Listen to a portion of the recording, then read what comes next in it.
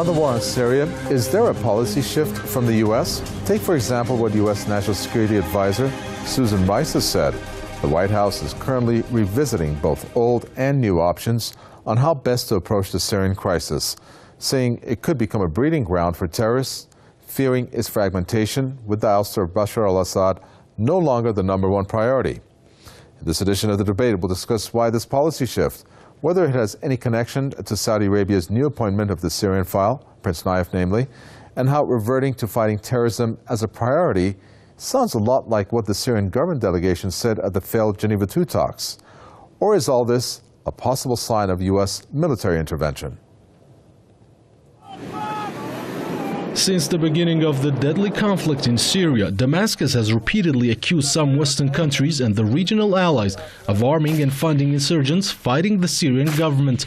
Syria says the insurgents are terrorists, accusing the West of applying a double-standard policy when it comes to its fight against terrorism and extremism. Now, after 3 years, the main supporters of insurgents in Syria are voicing concern over the growing threat of terrorism spilling over beyond the Syrian borders. Top security advisor to the U.S. President, Susan Rice, has warned against the rise of terrorism in Syria, saying that the war-torn country could soon become a breeding ground for terrorist networks aiming to operate worldwide. We're constantly reviewing our options. We're constantly looking at ways to accomplish our objective. And let me be clear about what that objective is. First of all, we don't want to see terrorists and the terrorist threat emanate from Syria. We're concerned about the growing extremist presence there. We believe it's critical. According to some analysts, such a reaction from the U.S. government contradicts Washington's official line of supporting militants. It has always been a mistake to assume that there's one American policy in the Middle East. There's conflicting camps, if you will, more interventionist, more isolationist. What we're seeing now, I think, is a shift because of a realization that the U.S. policy in the Middle East has largely collapsed.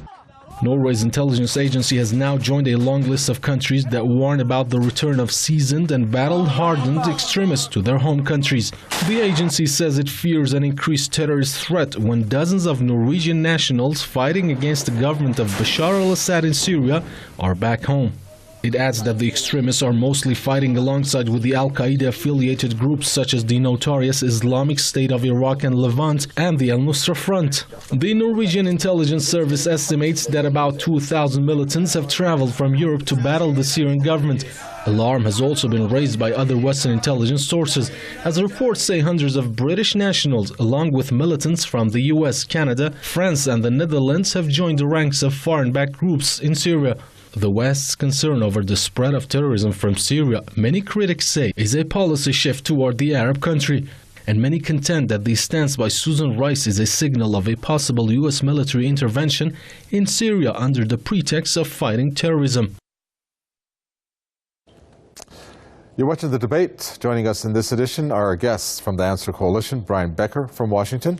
We have journalist and political commentator Richard Millett joining us from London. Gentlemen, welcome. Brian Becker, as if it wasn't hard enough trying to figure out the U.S. policy on Syria, and now Susan Rice coming out saying the U.S. is concerned that the embattled country could soon become a breeding ground for terrorist cells hoping to operate worldwide. Sounds like a little too late to be worried about that when they were supporting some of these terrorists in the first place. Well, indeed. I think the U.S. government has been, for the last 2.5 years, pumping money and guns, and particularly heavier and heavier weapons to the insurgents. And while it said they were funneling arms to those who were, quote, pro-West or the moderate opposition, the fact is that these weapons coming through Qatar, coming through Saudi Arabia, coming through Turkey, being coordinated by the CIA in Jordan, all of it has gone to all the different wings of the armed groups that are fighting to overthrow the Syrian government. I don't believe that we're really going through a policy shift, though. I would take issue with the underlying premise. I think that what we're seeing is a restructuring, the dismissal of Prince Bandar Sultan last week, his replacement by the Interior Ministry in Saudi Arabia, the meeting that took place just in the last week in Washington between all the intelligence chiefs that are supporting the armed insurgent groups. They're going through a restructuring, but I don't think that they've dropped as a priority the overthrow of the government of Bashar al-Assad. In fact, I think they're trying to strengthen the armed camp, and I don't believe that this is the beginning of the end for the armed struggle policy or the civil war policy that Washington fueled. I think it's just going into a different stage. Well, going to a different stage, Richard Millett, or as Brian Baker said, a restructuring, or as Susan Rice said, the White House is currently revisiting both old and new options on how to best approach the Syrian crisis. What were the old options? What are the new options? What is the U.S. strategy? Well, the U.S. strategy, who knows at the moment? The U.S. seems to have withdrawn itself from interventionism. As Mr. Becker suggested, this idea that America is directly supporting the rebels with arms and ammunition is something that hasn't been proven, hasn't been borne out at all. We're seeing the rebels continue, civilians continue to be massacred. We see 140,000 Syrian civilians massacred. We see barrel bombings continue on Syrian civilians. We see the chemical weapon export out of Syria slowing down to a snail's pace. We see no attempt to arm, there are attempts, but there have been no arming of the rebels with shoulder-held ammunition weapons to shoot down Assad's helicopters or warplanes. We see continued bombardment, only taken out of the news by what's been happening in the Ukraine. So we see continued talk, continued rhetoric, but we see Assad continuing to I mean, Assad is a dead man walking. Assad is gone. He has no future in Syria. All the discussion now is the way, how he's going to exit off stage. That really is now the way, the only way that the Syrian civilians can save themselves, save their lives, is a future of Syria without Assad. And that is the... Who's saying that Assad is going to leave? Dead man walking. Who's saying that, Richard Millett? What is your proof there or evidence? Well, no one wants Assad. I mean, Assad, we've seen the Geneva talks, all the talks in Geneva have broken down because the Syrian government will not give up Assad. And we know, therefore, by implication from the opposition, they will not negotiate with Assad the way in Ukraine. The president of Ukraine has been dismissed so soon after signing the agreement. When there is such opposition as we've seen in Ukraine, and with far less dead in Ukraine than has happened in Syria, there is no way that Assad can continue. And that is the way that the world would like to plan, is how to get Assad out and to save the rest of Syria. You know, the events on the ground, Brian Baker, unravel rather quickly, and this has been a problem plaguing Syria, the war on Syria, and it is said to be a war within the war in Syria. And I'm looking at the latest that has occurred, which conveniently Richard Millett did not mention, and that's the infighting. It's occurring in 7 provinces. As a result, over 700 people to have been killed between these different groups, extremist groups, or Western-backed insurgents, or terrorists. And 300 of them have been civilians. Now we're looking at Susan Rice coming and saying we should be looking at terrorism as a priority. Doesn't that sound an awful lot like what the Syrian delegation said, the Geneva II talks, instead of the obsession of Assad departing? Well, in one way it does, certainly. I think my colleague on the show is living in a fantasy. He's decided that Assad is a dead man walking. I mean, this has been the rhetoric for the past 3 years, as all of the Western powers have indeed fueled a civil war in Syria. And in spite of their tremendous pouring of weapons and money into Syria, The Syrian government, in fact, got stronger because, one, they have maintained the military initiative, and two, they have a great deal of popular support. They also have people who hate them, but they have popular support as well. The idea that Assad has massacred 140,000 people as if all the bleeding is being done on one side, it's just complete nonsense. It's a fantasy. And if anything, I would say that the Western powers are going through a restructuring of the armed opposition right now precisely because their old policy failed. They knew it was failing back in the summer. That's when Obama, led by John Kerry, had decided to carry out direct military strikes against Syria, but they were restrained because of global, worldwide opposition, including most of the people in the United States who didn't want another war. And so they're trying to restructure. They can't oust Assad. The armed opposition is divided, as you said. They're killing each other.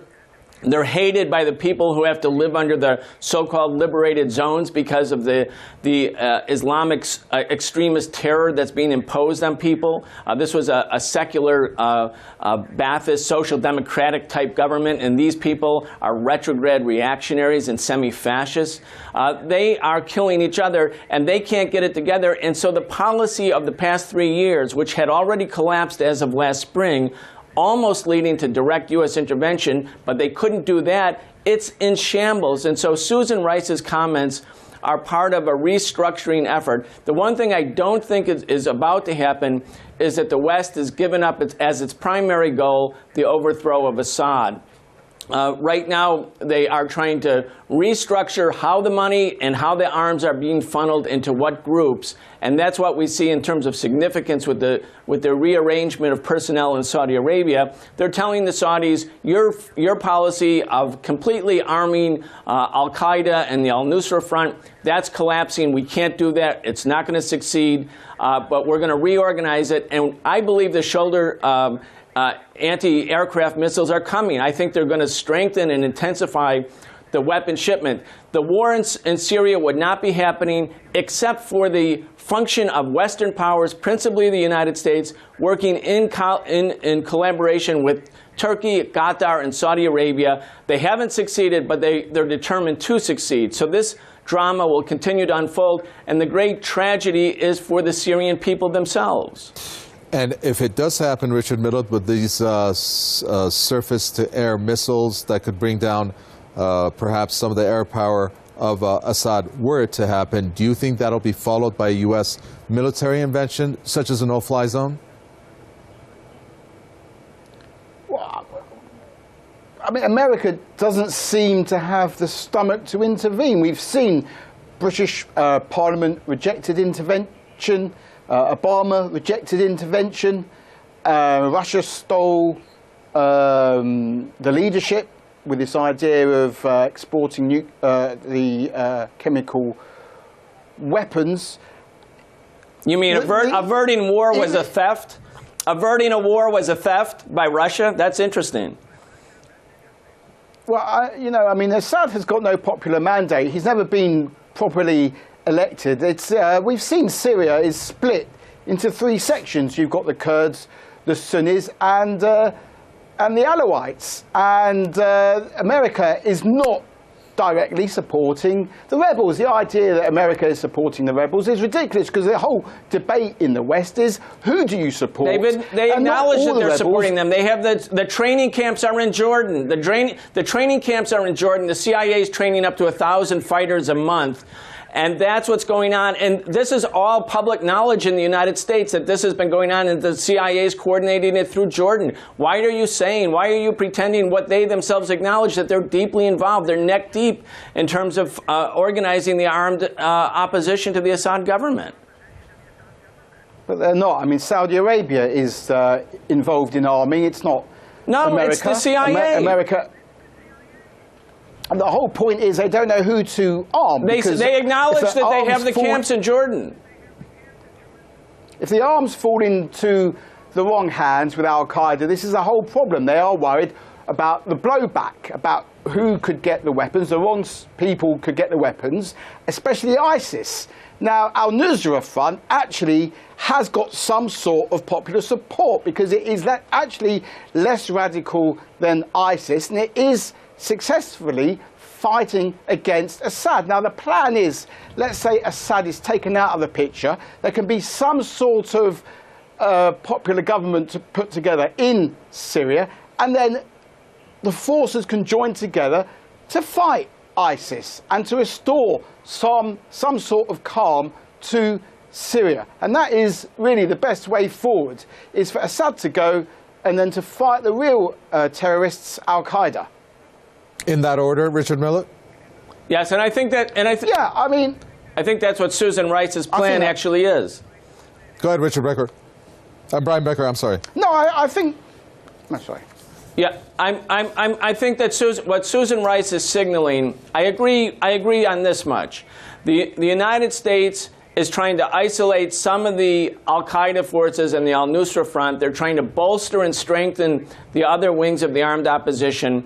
Having learned the lesson of Iraq when they fecklessly overthrew the entire Iraqi state and dismembered the Ba'athist army and allowed the country to fall into turmoil, I think that the plan now is to put more and more pressure on the Syrian government with the pro-Western so-called opposition, and to also hope for a coup d'etat within the Ba'athist government that would eliminate Assad and the Assad family, and then that there would be a national coalition government. This is the West plan, a national coalition government that would be fundamentally aligned with the West, as opposed to the current Syrian government, which has been independent, supported resistance forces in Lebanon, and has a strategic alliance with Iran regionally.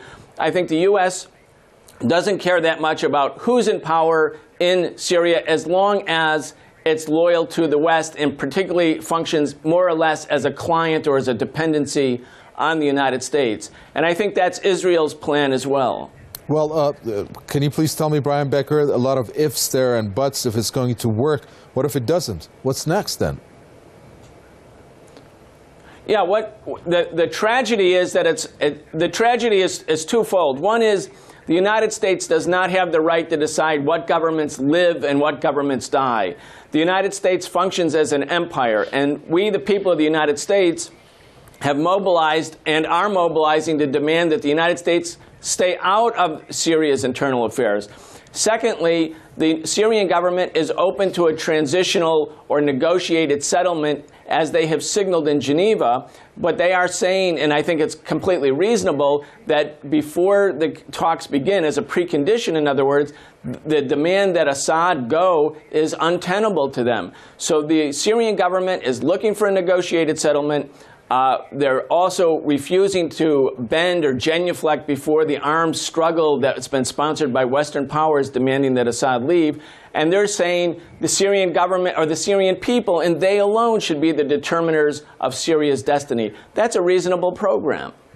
Well, Richard Millett, this appointment of the Syrian file to Prince Nayef, it sounds like a pretty big deal, putting aside Bandar and his failed policies. And there's the different facets to it, but one of the particular interesting points coming out of that is that Saudi Arabia, through Nayef, is saying that, you know, we're going to reach out. We're going to reach out to the Iranians. We're going to reach out to Hezbollah. We're going to use diplomacy. Do you buy it?